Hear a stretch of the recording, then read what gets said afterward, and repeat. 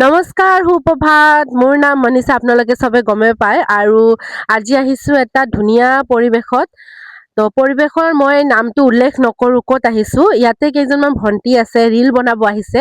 মই তেওঁলোকক সুধিম এই পৰিৱেশটোৰ সৌন্দৰ্য, ইয়াতে কি আছে ইয়াৰ বিষয়। আহক তেনেহ'লে মোৰ লগত।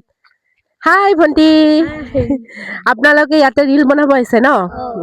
তো মই আপোনালোকক ইয়াতে সুধিম ইয়াৰ বিষয়ে মই নামটো উল্লেখ নকৰোঁ। মই ৰাইজক সুধিছোঁ কমেণ্টত কি নাম কি বেপাৰ, ঠিক আছে। আপোনালোকক মই সুধো এইটো বস্তু যোনটো বনাইছে তেওঁৰ বিষয়ে আপোনালোকে অলপ কিবা এটা ক'লে ভাল আছিলে।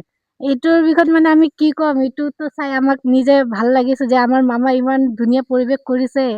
মানে কি ক'ম আৰু এতিয়া মানে আমাৰ দিদি আৰু দাদাগিলাৰ কাৰণে মানে এতিয়া আৰু ভাল হ'ব। ইফালে ইঞ্জিনিয়াৰ কলেজ এটা খুলি গ'ল আৰু কি ক'ম মানে।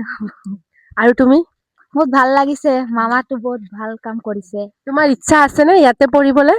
অ', থাকিব মোৰ চেনেললৈ আপোনালোকে চাই থাকিব, নতুন নতুনকৈ আপডেট পাই থাকিব।